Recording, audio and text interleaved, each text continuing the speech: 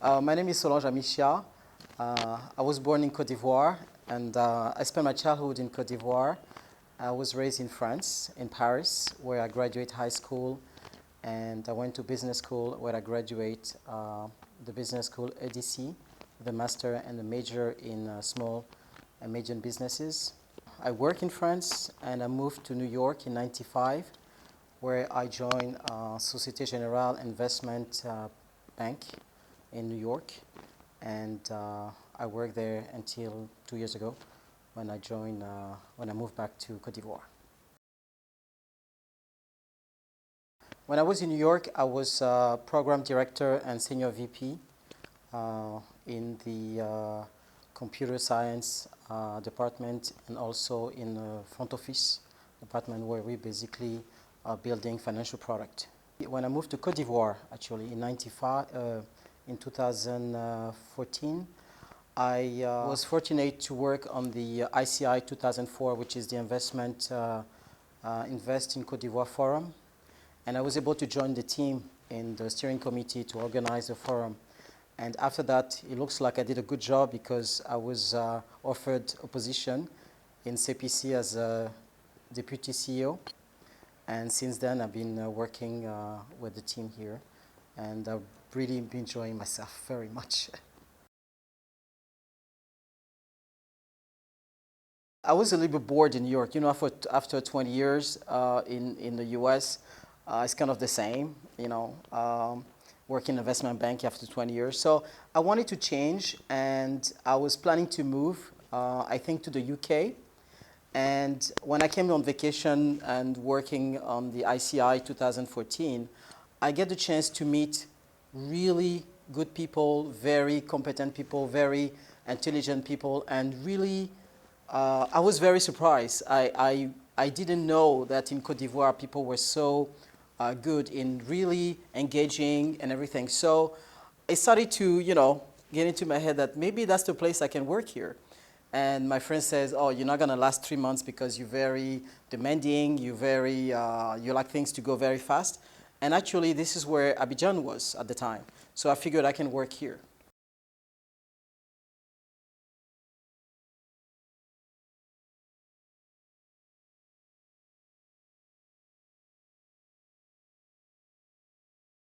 We were basically building product for investors to make more money and to be able to be more performant. Coming back in Côte d'Ivoire and engaging also, the country has so many opportunities to offer investors.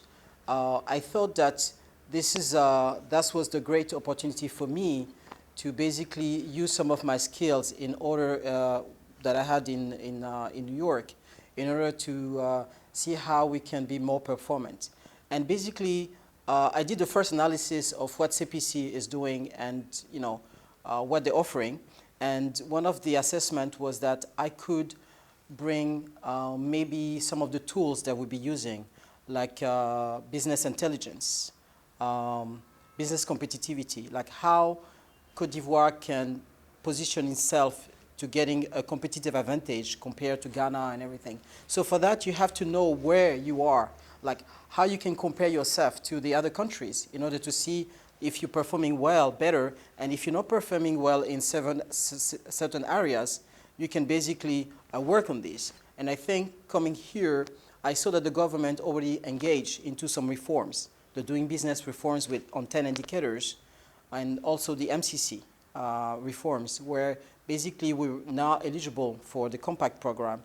And all these basically enabled the Côte d'Ivoire to really position itself really well. And what I was bringing to the table was my experience in New York in really engaging investors and really knowing what they're looking for and making sure that CEPICI can actually provide these tools, which is, you know, intelligence, business intelligence, like I said, and also what the business opportunities, and also tools, like even business tools that we can use to crunch numbers, to see the statistic, to see what are the numbers of businesses that there, which area people are more interested in investing, which one are booming. So all these things are basically where we've been working on. Some of the challenge with that, actually, that we didn't have any business intelligence tool. We didn't have, integrated system, even like messaging tools. And it was a little weird, like, because at the same time, CEPICI were projecting a really performing view of what it can offer to the investors. At the same time, we didn't have enough investment budget to basically build a really nice information system. And I think we're doing this since last year. And I'm actually very excited now that we have the tools. That was the main challenge. Otherwise, we have great teams here. We have a very good leader. Mr. Assis is a great leader. You were able to bring this company that we restructured in 2012 to 2015 and really raise it to a very international stature. And I think that's to his credit.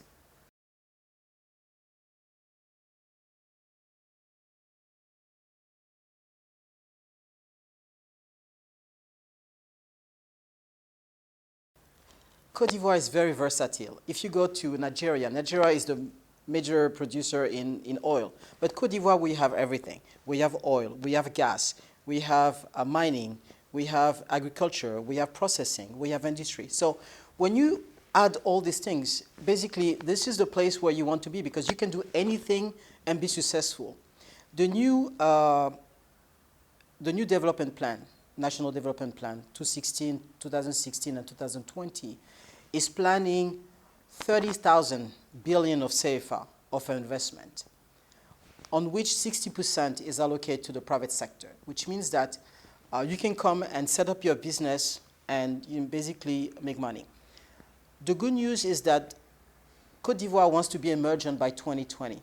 In doing so, you have to work in several indicators, but the most important thing is that you have to be basically industrial. The industrialization is very important. And so Côte d'Ivoire have planned to have a lot of the opportunities based on processing plants. You can do manufacturing, you can use agriculture produce that will be transformed. They want to transform, for example, cashew. Cashew, we are the #1 producer of cashew. Today, they plan to transform by 2020, which means that today, the major producer of cashew-derived product, Indians, Vietnamese, Brazilian, Chinese, they're coming to set up shops here. They're going to do processing here. The same for cocoa. Cocoa, we're exporting most of the raw material. And we are only 30% of processing cocoa here. And we want to go to 50%, which means that some of the major companies are increasing the production and increasing also the transformation. We want to do shea butter. Today, they have only the raw material that exported. Mali is doing the processing. Why can't we do it here? So they're planning to do industrial planting of shea butter, 11,000 hectares. The same for rice. We want to be autosufficient by 2020. All these are opportunities for people that are outside that can come and basically rent the land, set up your businesses, bring a little bit of cash, lend money. The government is putting some of the reforms to help small businesses with financial products that are more adapted for them, to be able to set up your companies. They reduce the taxes. So all these elements are done for the diaspora, but also the young people here to go back to the land, agriculture. Today, the product of agriculture of Côte d'Ivoire are the best in the world. Our cotton is good. It's better. The shea butter, the cashew, the cocoa, coffee. So all these, palm oil. So all these are produced. If you have a family in a village that have land, you can today produce pimento, just piment. They don't have enough piment in the world. The Chinese are looking for 10 containers of piment. We cannot produce enough to provide them. So everything, corn, the same. Banana, pineapple. So if you have land, you can come and just produce that. You can make really real money. You can even transform it today. So all these, the knowledge that people acquire outside by doing, even you can come here and set up a fund. A lot of Ivoirians now are sending financial funds to finance some of the activities. They can do that too. Bring some of the investors that they have with them.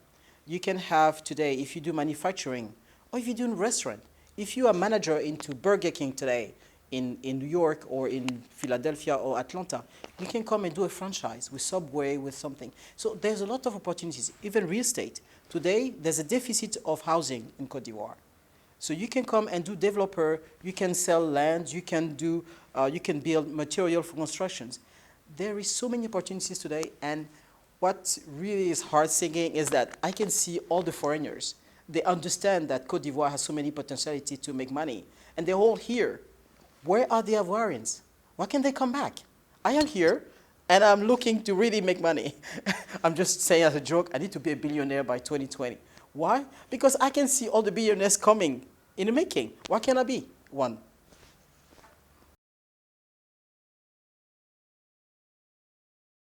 I can say I was very fortunate because CEPICI is part of a very good company, government company. So I didn't really have much difficulties when I came in the work side. But the challenge for me when I came was housing. You know, when you're in New York, you have a nice apartment, everything is easy, you know, the setting and everything. When you come here, you don't have high-end apartments, the nice building and with very nice appliances and finished properly. So that was my challenge. I know it's very small, but when you come from New York, that's my main concern. But so I'm buying a house.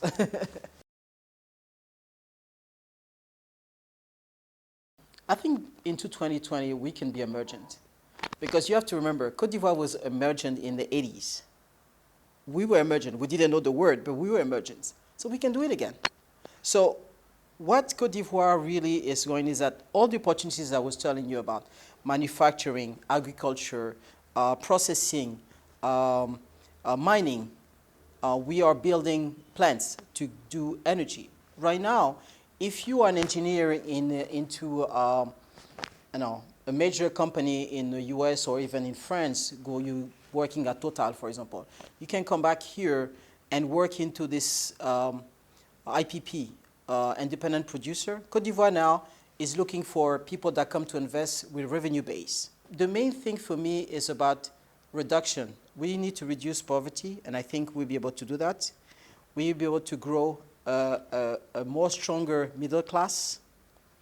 We will be able to really change the landscape of Côte d'Ivoire, meaning that because of all this agriculture specificity of opportunity for across Côte d'Ivoire, if you just process all these commodities, this produce, you can create economical zones. So you distribute this, you spread the wealth in Côte d'Ivoire. And I think by 2020, we're able to do that spread. It's not just concentrate in Abidjan. It's going to be in San Pedro, in Korogo, in Odiene, wherever. It's going to be Bonduku. So all this spread is very important. And the last thing I would say is I am so looking forward. We're going to have the subway that's going to be there, and we're going to have a very nice bay of Cocody. So the city will be a very modern city with ice creaming, and I think the window of Côte d'Ivoire will be a very modern city and a very modern country. But the key is reduce poverty. 77% of the population is under 35. So if we don't succeed in educating these people to be able to be the best players, and I would say actors, in this development, we'll be missing. So we'll be missing the main ingredient is the people. And I think the government understood that. That's why the new development plan and the budget is allocated a very big share in education and health, because they know that if we don't educate the people, we cannot get to 2020 with what we plan to do.